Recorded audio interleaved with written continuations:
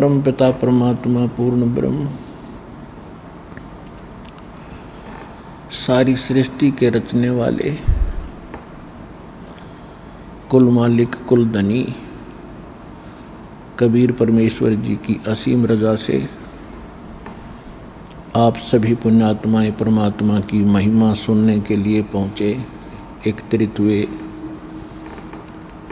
न जाने आपके कौन से जन्म जन्मांतर के शुभ संस्कार आपको प्रेरित प्रभावित करके आपको यहाँ पर लाए हैं। और जितना समय आपको यहाँ आने का मिला है, ये परमेश्वर कबीर जी ने आपकी इस काल से जमानत ली है। हम सभी यहाँ काल की कैद में दंडित हैं, अपना दंड भोग रहे हैं। इंक्लूडिंग ब्रह्मा विष्णु महेश भी काल की जेल में हैं। ये हमारे में से ही इसने यहाँ के प्रधान बना दिए, हमें यहाँ रोक के रखने के लिए। इनको हमसे अधिक सुविधा दे दी।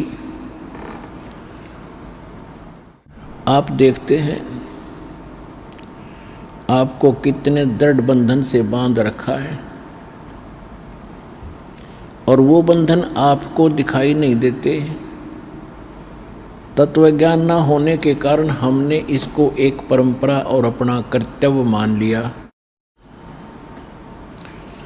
सांसारिक कार्यों को करना, बच्चों की परवरिश करना, और उसके बाद यदि कोई पैसा धन अधिक बच जाता है तो बकवाद करना, शराब पीना, डांस देखना, डीजे बजाना, विवाह के अंदर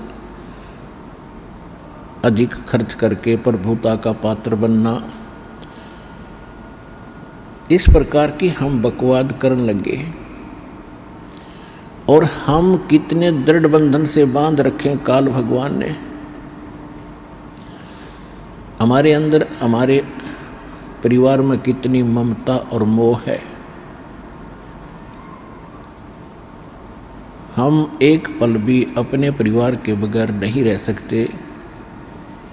कहीं भी कार्यवश जाते हैं तो शाम को कोशिश करते हैं घर पहुँचे। और हम क्या करते हैं, सारा दिन केवल एक पेट पोषण के लिए, परिवार पोषण के लिए ही। सुबह उठते हैं, खाना खाते हैं, अपने कार्य स्थान पर चले जाते हैं, अपने फील्ड पर चले जाते हैं। दुकानदार दुकान पे, किसान खेत में, मजदूर अपनी मजदूरी के लिए, और नौकरी करने वाला अपनी नौकरी में। और फिर क्या करते हैं, शाम को आके पड़ गए। दिन में तो ये इधर उधर की बातें की, रात को उनका चिंतन सौपन में। सुबह उठे फिर चल दिए, शाम को आके पड़ गए, फिर उठकर चल दिए, फिर पड़ गए, फिर उठकर चल दिए, फिर मर गए।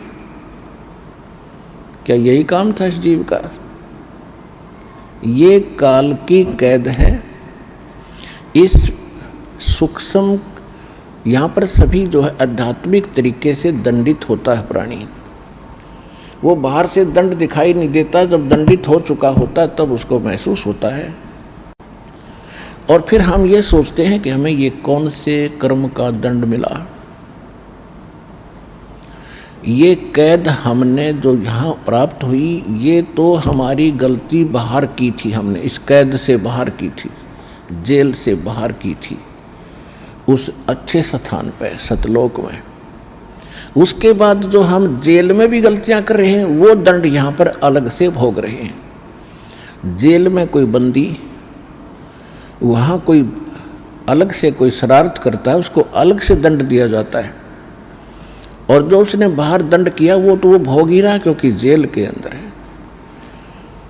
तो हम यहाँ काल की जेल में हैं, और सुबह और शाम इसने हमें इतना व्यस्त कर दिया कि हमें एक पल की चैन नहीं।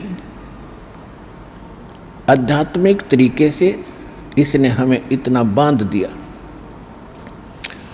अब परमात्मा आपकी जमानत लेता है इस काल से। कहते हैं कर ले गुरु वकील मुकदमा भारी है।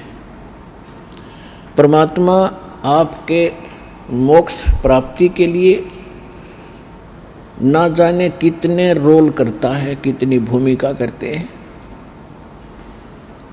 कहते हैं 100 छल छिद्र मैं करूं अपने जन के काज। वो परमात्मा आपकी वकालत करके आपकी जमानत लेता है कि इसको 2 दिन के लिए जमानत दे दो, फिर मैं वापस यहीं छोड़ दूंगा। ये 2 दिन सुख का सांस ले आवे सतलोक आश्रम बरवाला जिला हिसार में।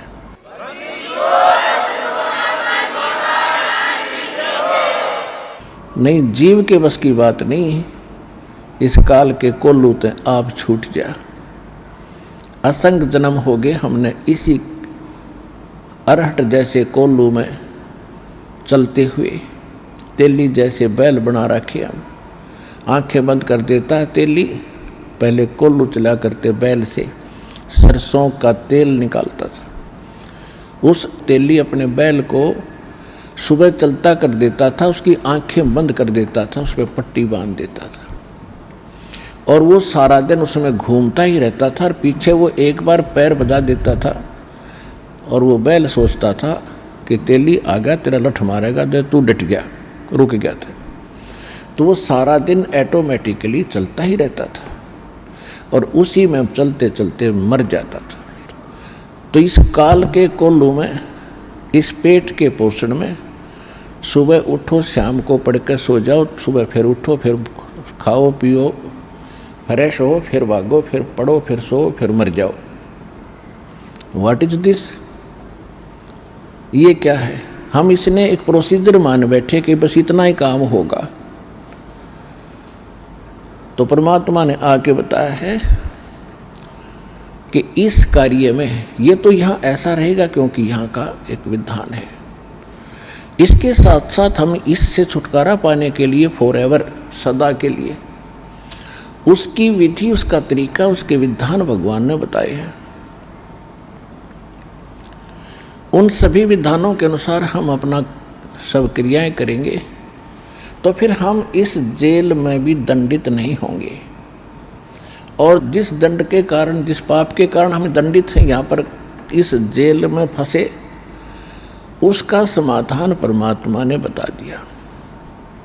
ये भक्ति, ये विधि, ये साधना, ये मर्यादा, आपकी यहाँ से बिल्कुल जेल मुक्त हो जाओगे, आपका पूर्ण मोक्ष हो जाएगा।